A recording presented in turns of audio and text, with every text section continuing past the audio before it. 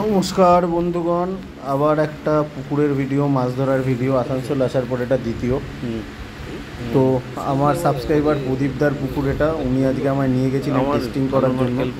এই পুকুরের ticket start হচ্ছে, হবে না তো, দেখতে থাকুন। কাতলা দুর্গন্ধ বেশি জিনিস খাবেন, মিরগেল খাবেন, ওর জন্য এটা মিষ্টি নারকেল।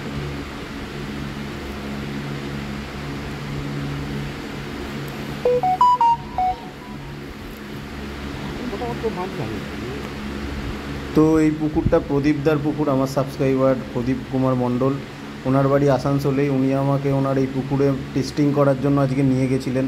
দেখলেন প্রচুর গ্রামের লোকজনও চলে এসেছিলো আমি যাওয়াতে, মাছ ধরতে বসাতে দেখার জন্য। তো খুব ভালোই লাগলো, খুব এনজয় করলাম এরকম একটা গ্রামের ভেতরে গিয়ে একটা পুকুরে মাছ ধরায়।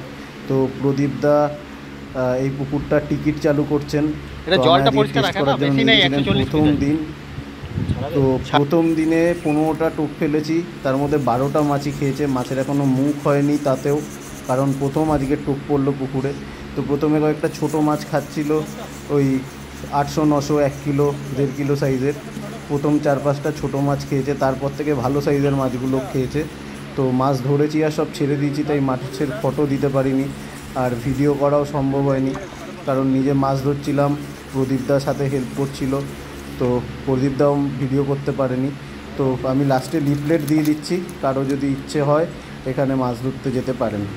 তো লিফলেটে কন্ট্যাক্ট নাম্বার আছে, যোগাযোগ করে নেবেন। থ্যাংক ইউ, ধন্যবাদ।